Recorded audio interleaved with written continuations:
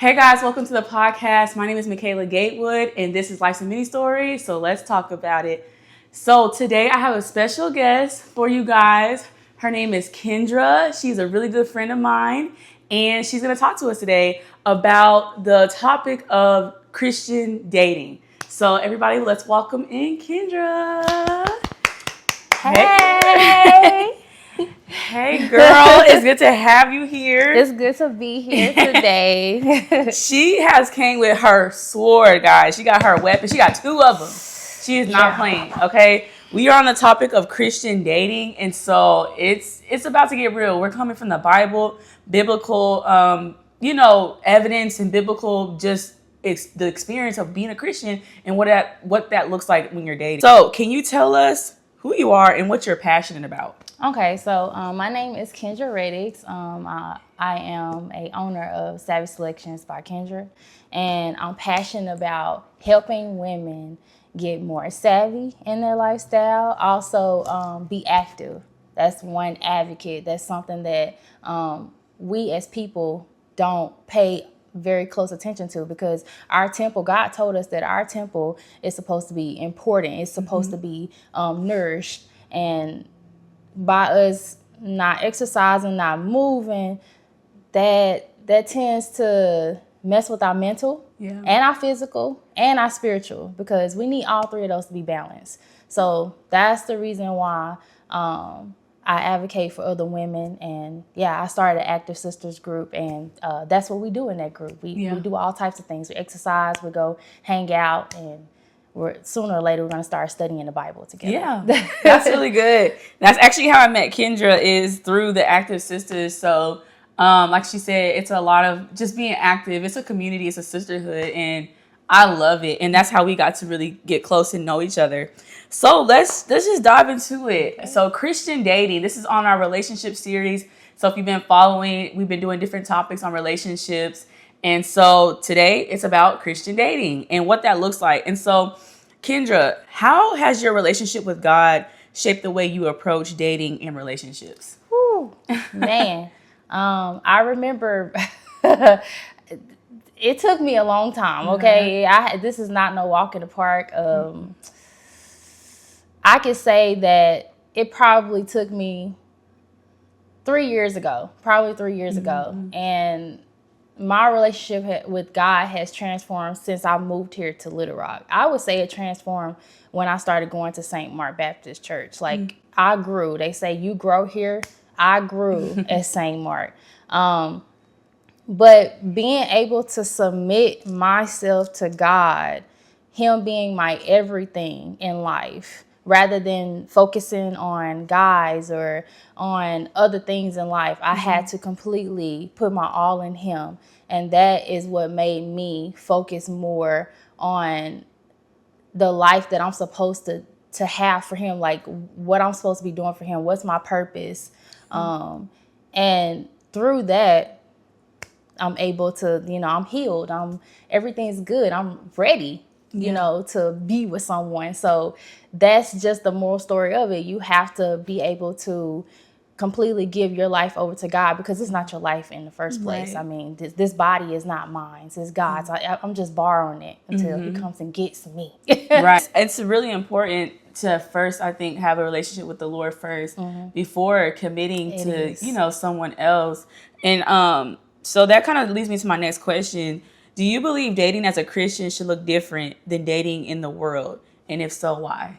Yes, definitely. Because I'm going to start with the dating in the world, because, we all done it. We've all been through that. Yeah. Dating multiple people is not the easiest thing. Yeah. You forget, I'm being honest, you forget things about the other person, and you're sitting here trying to figure out, okay, what did that person say? And this it's not of God. And then you feel the guilt, you feel the conviction. It's just that you don't know what that is yet. Right. And dating multiple people is not what God intended for us. He intended for us to only date one person at a time. Right. Because it's intentional. Right. That's how you get to know that person, and you focus on that one person. So when it comes down to it, you can realize, okay, if this person is for me or not. Right. And that's the reason why, God ordained it for us to just choose one person. And he never said anything was wrong with, saying, okay, I noticed that we've been talking for a little while and you're not the type of person that I would want to be with. Or, God told that person that it's just not going to work out. Like, he completely told them, like, that's not your person. Right. So, no, I mean, yes, it is a difference between dating of the world and Christianity, because Christianity, I already said it. Yeah. You're dating one person. Yeah. And you're also making sure that that's the person you want to spend the rest of your life with, that you're going to, be one with, unite with. And if that's not the person, then you're just going to be going in this cycle over and over again. And you're going to mess up. Yeah. Especially if you're dating two different people, you're going to mess up. Yeah. Something's going to happen. One person may come off a little bit more stronger than the other. And you may like that. And, it's just not of God. Things happen all the time. So, yeah. Right. Yeah. I believe you're so right, because I think what you said was intention. I think in the world, it's not really intentional. It's like whoever I find attractive at that time. And a lot of people don't want to hear this, but people date and they're trauma bonding. Ooh, yes. And it's like, that's not healthy. But when you're dating as a Christian, it's like, oh, this is intentional, because I know that I want to be married. And if you're intentionally dating me, you know that you want to be married. Exactly. And so you know that what that means, and you know that we're working together to make that happen, versus in the world, it's just like, let's just see. Right. And to me, that's just me personally, especially, and we're talking about for a Christian. Yes. So if you're in the world, and if you're not a Christian, let me say that, if you're not a Christian and you don't believe in this, then and that's fine. But as Christians, we should be very intentional about who we're dating and who we're keeping around us, and also being in a communion with God, because just because they're a Christian don't mean that they're our person. Totally trusting in God. Yeah.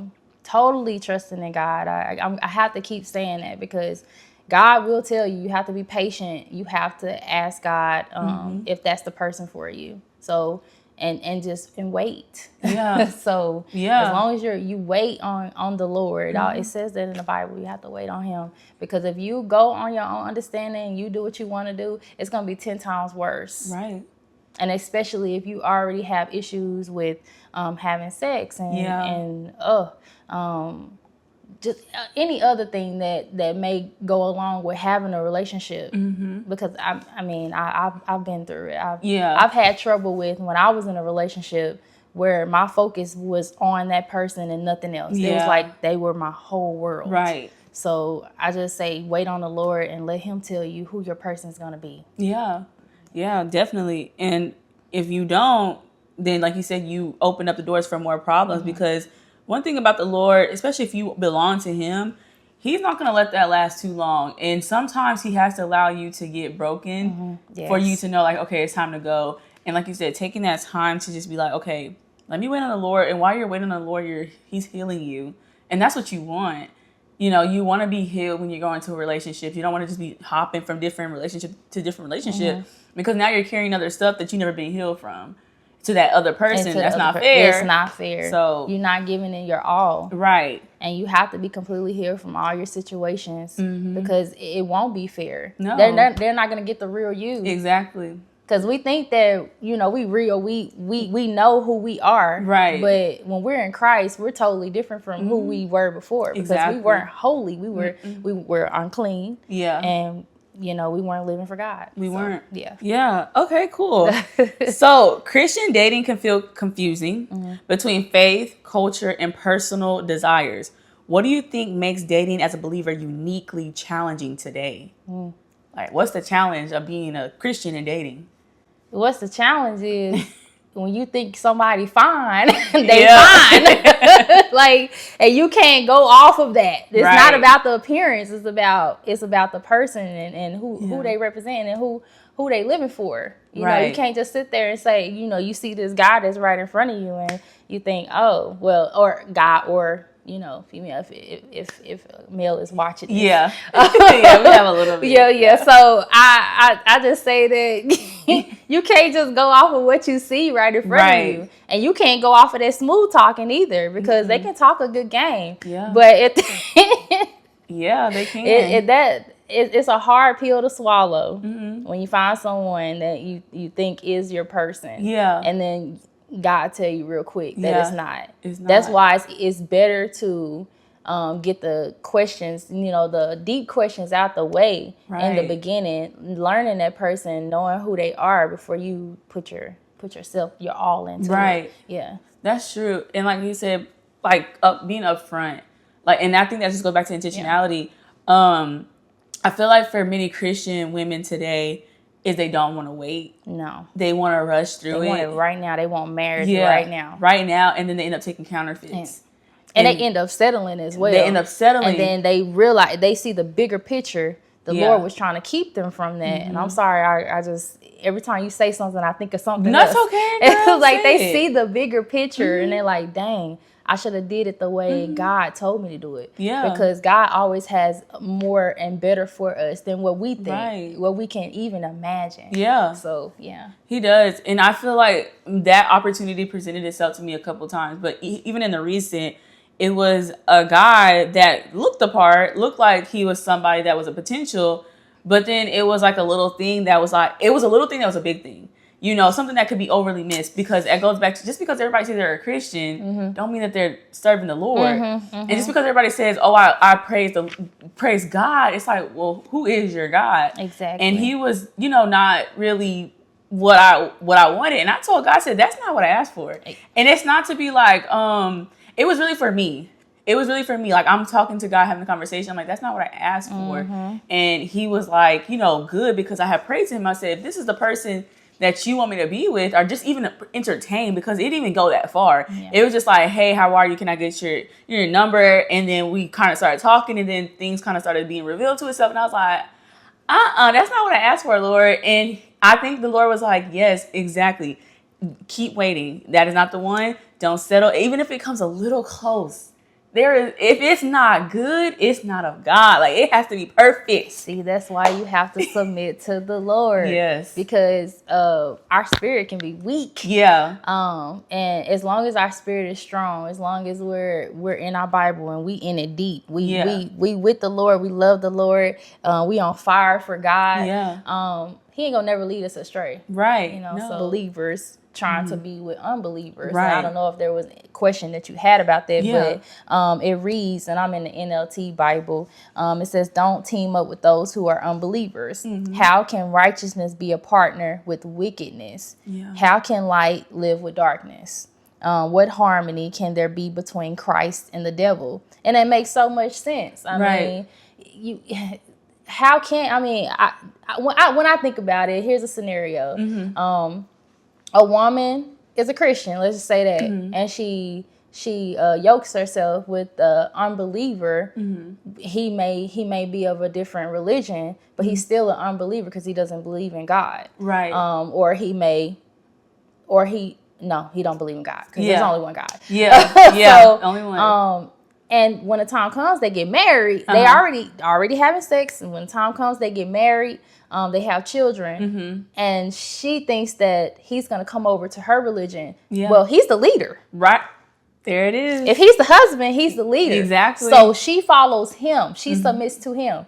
And so when you get caught up in that, it's like now you have to give up your religion, well, your Christianity, to go over to whatever they're doing. Yeah. And you're going to be miserable, and life it's not going to be a breeze. Right. I mean, it's going to be chaos. It's going to be chaos. Every day. And then your kids, because the Lord told you. Right. He told you multiple times, and you read the Bible. Yeah. So, yeah. And that's why we need to be reading our word, because if we're not, and I don't know, and I'm not going to just assume that everybody just knows this, but it's just like, to me, it's like a cat and a dog. What relation do a cat and a dog have?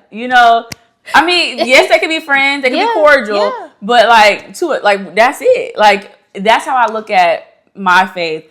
If I'm looking at someone I'm going to marry, 'cause like you said, the man is a leader. And I'm sorry if you don't like the word of a man being a leader, but biblically, that is how the Lord set it up. The man is the head of the house, and whatever he is, you're naturally gonna gravitate towards that. And some women go into relationships believing like I can change him. Oh no, ooh, that's a hard one right and there. why would you want to? And the soul ties. Yes, they either way, male and female, they don't realize that they're carrying everything that person is carrying when they yoke themselves with them. They don't understand that, and they wonder why they're feeling the way they're feeling. Like all of a sudden, I changed. What's wrong with me?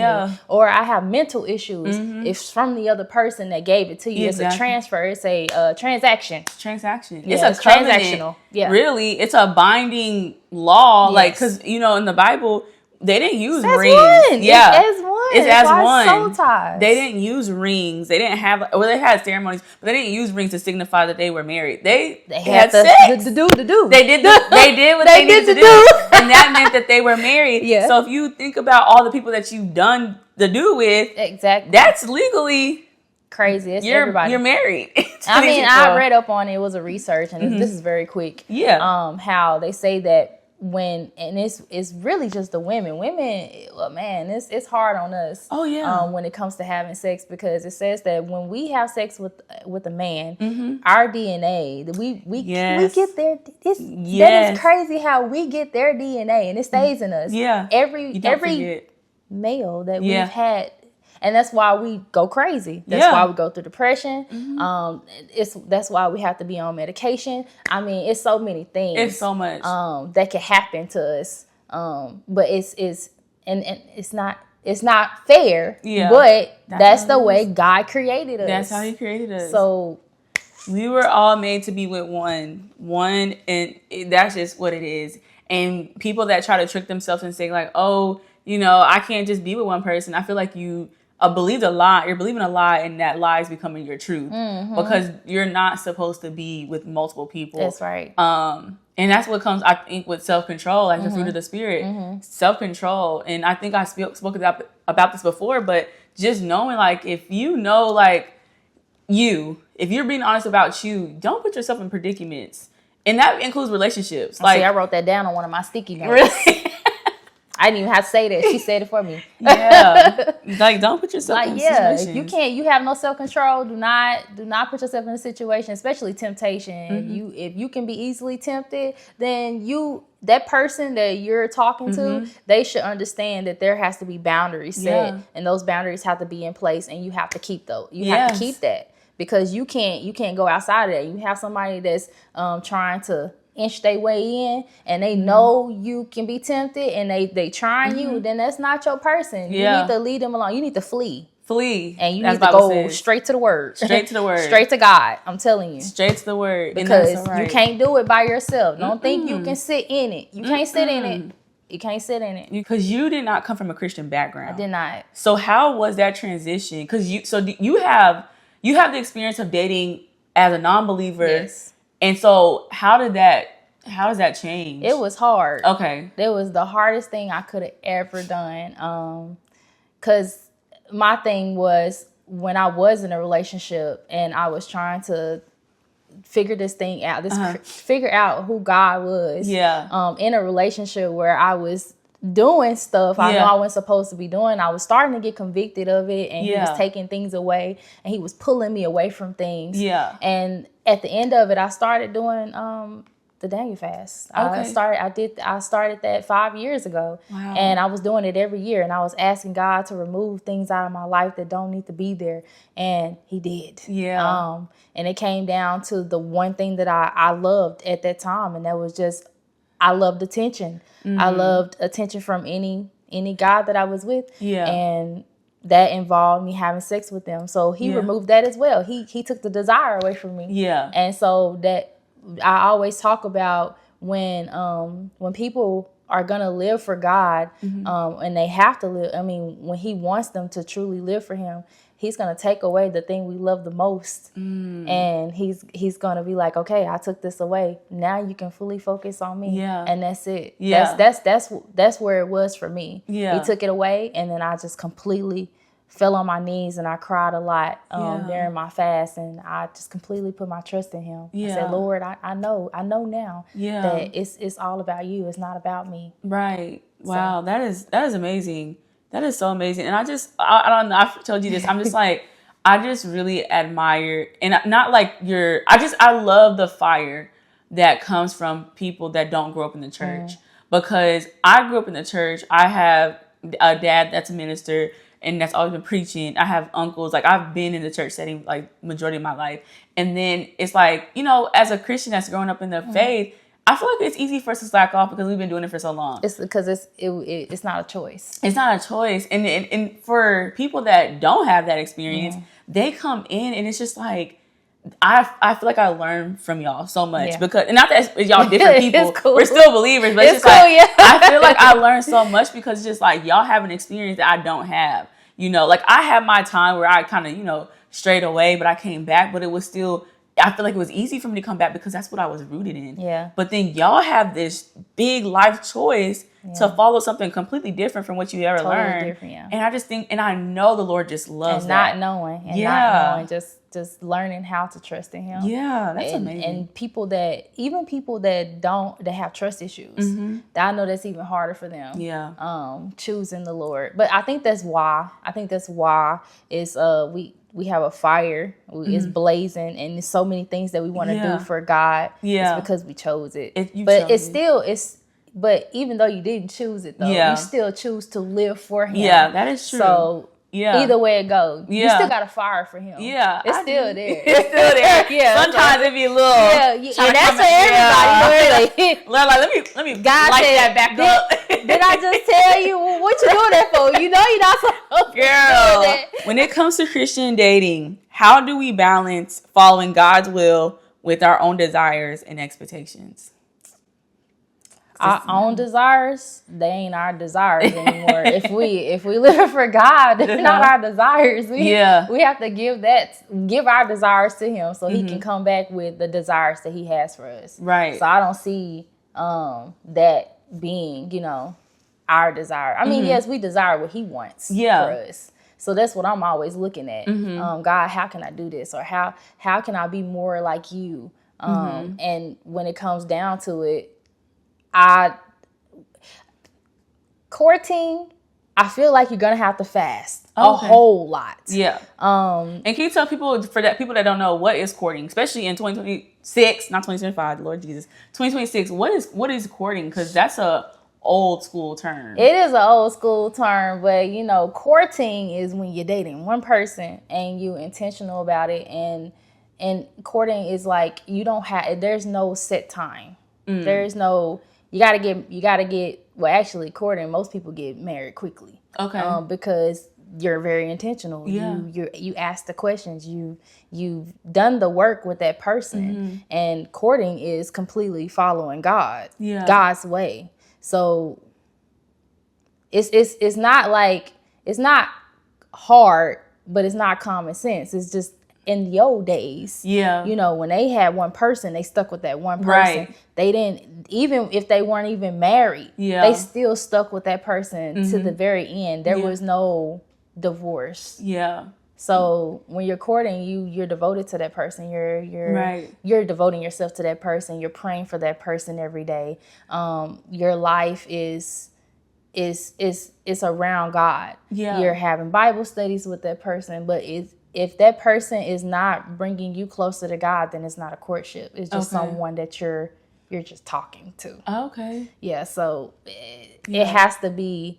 God has to be in it. Yeah. That's why it's a courtship. Yeah. When it's regular dating, it's not a courtship. It's because God is not in it. Okay.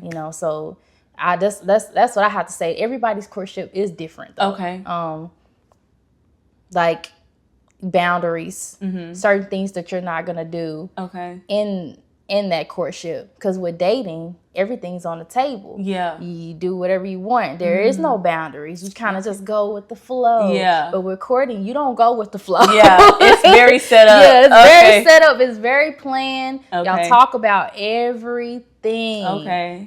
Within what God says, and then most of the time when you say that you're gonna be doing something, let's just say you're gonna go see that person. Well, it's God's will. You know, you always gotta say that. Well, it may happen. You know, if it's God willing. If it's God's but willing, most of the time, when we go off our own understanding, when it's dating, we go off our own understanding. We ain't saying God's will. We just doing it. Yeah. So it's not a flow. Okay. You're going to God about every single thing. That is good. And folks still focusing on God, because it can still be hard when you're in a courtship, when you're talking to someone, because you get those little feelings and stuff like that. But you still have to continue to put God first. That is so good. And that sounds like it takes a lot of discipline. It does take a lot of discipline. It sounds like it takes a lot of discipline. That is so good. And I feel like we don't hear about that in this time. Like, people just date, you know, like, and then they move on and they do it again, you know. And I feel like, for me personally, I always told the Lord I can't be dating, because I know Michaela and the Lord knows Michaela. I can't do that. I said, Lord, it's like, either you set up a courtship for me, or I'm back here chilling, because I just can't do let me see about him. It's just like, nah, I just can't do it. That's just not how I'm set up. And see, you know, Christians, they think because they're Christian that they have a pass. There is no pass. You still got to do it the way God said do it. Yeah. Because we do have Christians in the world that are worldly dating. Yeah. You know. Yeah. And that's a whole nother topic. Girl. For another day. That's a part two. Because it's like, it's broader. Yeah. Girl. It is crazy. And we need to do better. If we really want the will of God, we have to even submit like you said, our will of even who we're going to marry. You know. And, and it's a big thing. And in the Bible, it didn't speak about dating. It doesn't speak about dating. I saw her and I married her. That's it. That's all it was. That's it. And of course, we know that there was other things in between, but it was like, we're not dating. It's just like, this is like, who was it that worked for, was it Isaac? That worked for, what was her name? Was it Rachel? Not Rachel. The sisters, and he got tricked by the daddy. Oh, yeah, he had to work for him for 7 years. Yeah. And he ended up giving him the... And then he had to work another. Yeah. I think it was it Jacob? Look, it's one of the... I just know the names of the women. Yeah. I don't know the name of the I feel like guy. It might have been Jacob. No, because Isaac is... Yeah, because it's Abraham, Isaac, and Jacob. It was Jacob. Okay. Girl, come on. Use your knowledge. Yeah, you know. But yeah, it was Jacob. I'm still working. I'm a work in progress. Because you remember Isaac was the promised son. Yeah. Okay, so Jacob, you know, he left because he was running from his brother Esau, you know, finding, you know, somebody he liked, and he worked for him. And it's just like, he saw her, and that was her. And for 7 years, he worked for her. That is so much intention. And then had to do it again, because that was not he wanted him to have his first child. Leah. And he did not love Leah. Yeah. You know, so dang. Probably piggybacking off of what we were just talking about with self-control. So I wrote down 1 Thessalonians chapter 4, verse 3-5. And it reads, I actually wrote it, so it doesn't matter. For this is the will of God, your sanctification, that you abstain from sexual immorality, that each one of you know how to control his own body in holiness and honor, not in the passion of lust, like the Gentiles who do not know God. And that's just going back to what we talked about with having self-control and not being tempted. And if you know that you're going to be tempted, don't do it. Don't put yourself in a situation. And obviously, you're not ready. Right. You're not ready to court anyone. Yeah. You need to just back up, take a step back, and reevaluate yourself with the Lord. Yeah. Amen. And knowing that you're not exactly, and knowing that you're not missing anything when you decide, okay, not right now. Because I know for me, when I was being tempted really bad, like, I knew I shouldn't be dating. And I was okay with that, because I'm like, I know there's still work being done with me now. But the fact that I can go places, people can come and talk to me, I'll be fine. I'm like, this is growth for me. But also, I know my mind has shifted, because God has healed me from things. Right. And I know that what I want. And I'm so, like, when I tell you, and I want to say, because I think I said earlier, like, when you don't, if it's not good, then it's not from God, you know. Exactly. And I also said something about being perfect. Knowing that the person that you're going to marry is not going to be perfect, because none of us are. There are going to be some things that you're not going to like.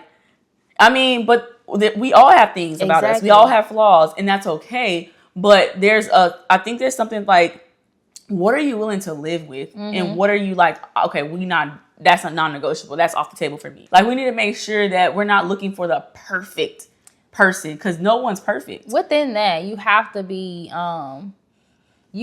so love is going to come and go. People think that you're going to be giddy and all these things the entire time. That's sometimes it's going to leave. Yeah. And you have to figure out what's next. Yeah. And that's why you're submitting to God. Discipline. Yeah. Structure. Yeah. Obedience. Yeah. Because when you decide you want to marry this person, then y'all get married, and then like y'all go through that phase of the honeymoon phase, and then you're like, I don't like you no more. Yeah. Then what? Yeah. But you can't get out of it. Right. You gotta push through that, and that's where even though God is always in it, that's where God comes in again. You're fasting from each other. If you don't like each other, you're having disagreements, then you're fasting from each other, and you're praying to the Lord to help your marriage, to bring it back together, and that's what's gonna keep the mold together. Yeah. You know, if you don't have that, then you're not gonna have nothing. Right. And it's not gonna work anyway. Right. Okay, so let's move on. So, what advice would you give to a believer who is currently dating or desires to date in a God honoring way? That's a hard one, because it can be very broad. So if you are dating, I would say slow down. I would say Slow down. I like slow Pump the brakes. down, like, because your heart is going to be going a million miles per hour, and you have to continue. I would say you really have to be in your Bible. Like, you have to get up every day and pray to the Lord, and you have to get up every day and do your devotional and be in God's presence and ask him like every day. You can't just do this one time and just say, I'm done. Like I said, you're going to want to go to him every day to make sure that you're straight. And honestly, go to him and pray for the other person that you're dating. Because even though that person, I heard this before, even though that person may not be for you, they still need healing. They still need prayer, even though it may not work out, because you just never know. And also keep your head up, because it's always going to be something that's going to try to come in between whatever is going on with y'all. I would say stay off of social media. I mean, don't even tell nobody that you're dating someone, because it may not last. Yeah. You know, it's temporary right now. It's temporary. So don't ever put your business on social media when it comes to dating someone, because just because they look good, or y'all look good together, that doesn't mean you post y'all. Right. That's y'all's business. It's private. That's what I would say to the people that are dating. Now, the ones that are like wanting to pursue it but are not yet dating, I would say the same thing. Make sure that you're in your word constantly, and fasting, and making sure that your spirit is fed, that you are feeding it with the right things. And I don't mean just the word, I mean the foods that you put in your body. I mean exercising, being active, because that mind, it's a tricky thing. And if it ain't right, then you ain't right. Your body ain't right. Everything has to line up. And you should not be dating anyone unless you know that you are ready for that. And God has said that you're ready for that. Yeah. It's God's willing. That's what I say. God's willing. God's will. Yeah. I always go by what God tells me to do in every situation, which is hard. In the beginning, I always had trouble with it. But when you get to that point, and you will get to that point, where everything you do, you go to God about it before you do it. Yeah. And that's all I got to say about that. That's good. That's really, really, really, really good. Especially like you said, I like what you said, making sure every part of you is ready. Like down to what you eat, what you consume. Because it all plays a part. And because I think when it goes back to social media, I feel like a lot of us have this this thing in our head that this is how it's supposed to be. But that's not right. Just because that couple did it that way doesn't mean that's the standard, And so going to God, because he wants you to do in your relationship could be totally different from everybody else. Don't look at theirs. Don't just look at. Stay focused on where you at right in front of you. Don't look at somebody else's situation, because it's never going to end right. Right. Last question, and it's more for you. Okay. So if you could go back and tell your younger self one piece of advice about dating, what would it be and why? First off, I really didn't date, y'all. I was in situationships every single time. Been there. I've never dated. I've never dated. I can't say a time when I did, because it never was said. Like, I feel like if it's intentional, you say it, then that's the thing. But what I would tell my younger self with the situationships is, I would tell myself that I'm loved, that I'm enough, and that I don't need someone else to validate me, because that's what I struggled with. I didn't have that. So I felt like I needed to pull from someone, and it didn't matter. I didn't have to be in a relationship with them. I just had to have that feeling. Yeah. So I would tell myself that you are enough. You can do this. You got it. As long as you got God on your side. Right. Because I didn't have him on my side. And like I said, I didn't grow up in a church home. So I didn't know how in depth it is, or how much God could bless me. I didn't even know God was blessing me in the midst of it before I became a Christian, before I started following him and gave my life to him. Yeah. He was covering me the whole time, and I didn't even know it.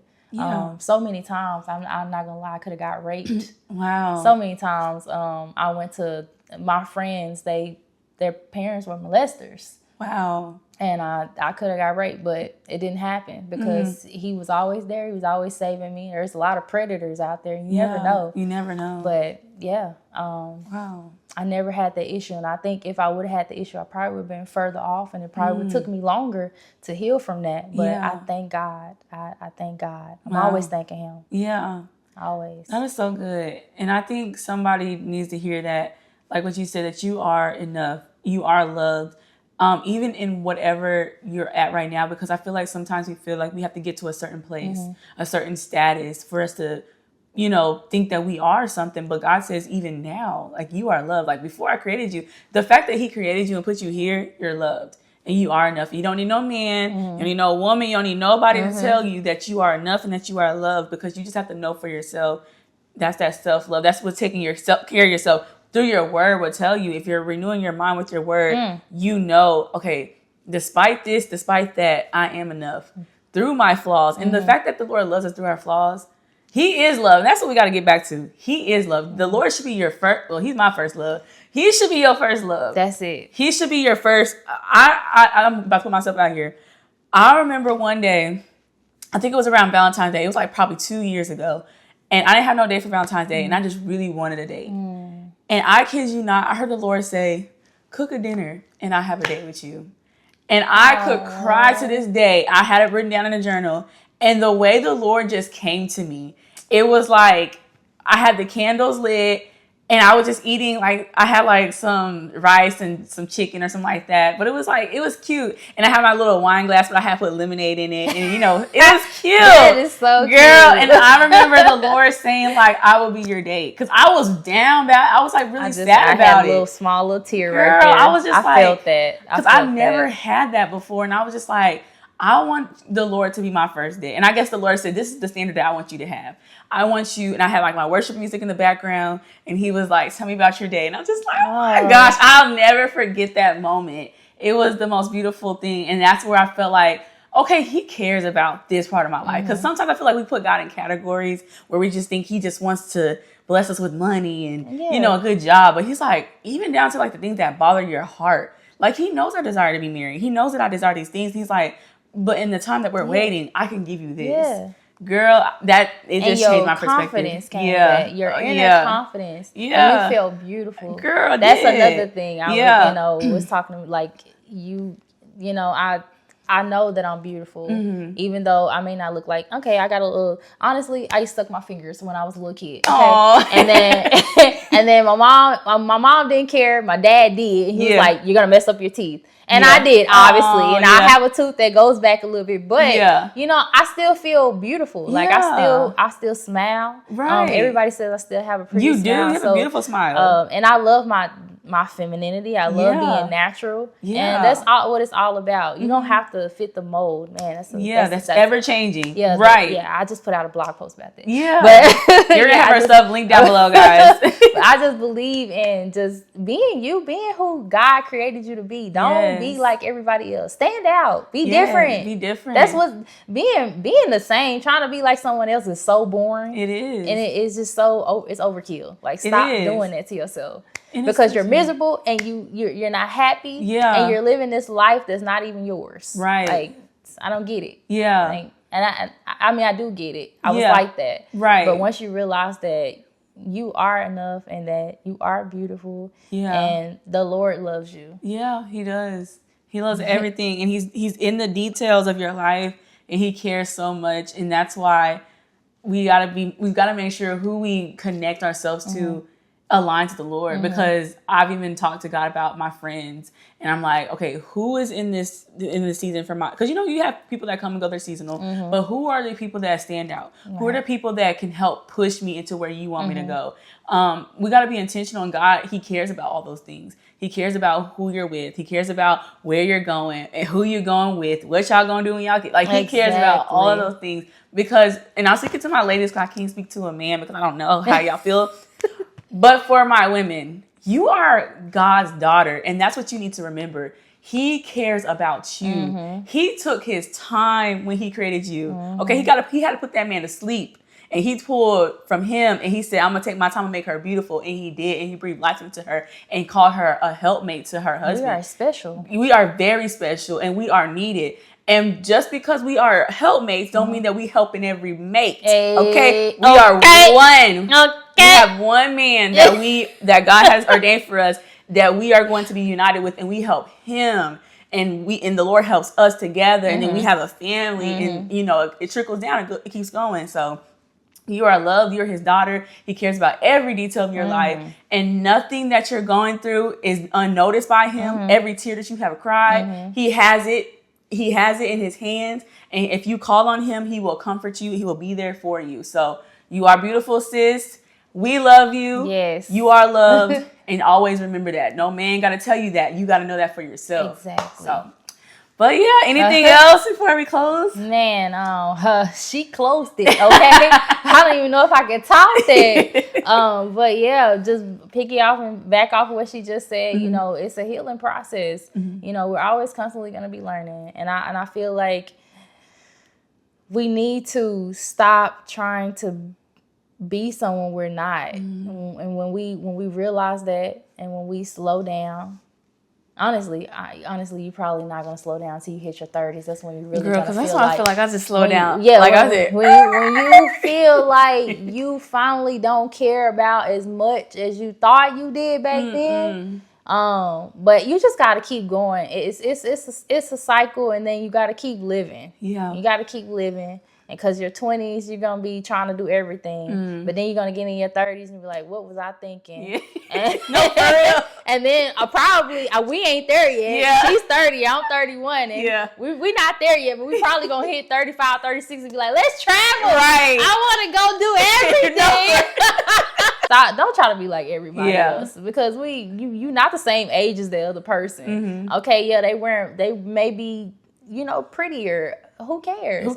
You're pretty in your own way, too. Yeah, you're pretty in your own way. Somebody loves you. Right. The Lord loves you. But somebody else loves you. Somebody out there is going to want you for who you are, and not for whatever that other stuff is or these other people are. We all unique in our own little way. Yeah. So, that's all I got to say. So that is good. So I hope you guys enjoyed this. Thank you so much, Kindra, for coming and speaking to the people about Christian dating. And I really feel like this is something that we could go, like she said, on and on about. But I hope you got something out of this that you can take on your walk, whether you are dating or you're considering dating or courting. I mean, we want to be intentional.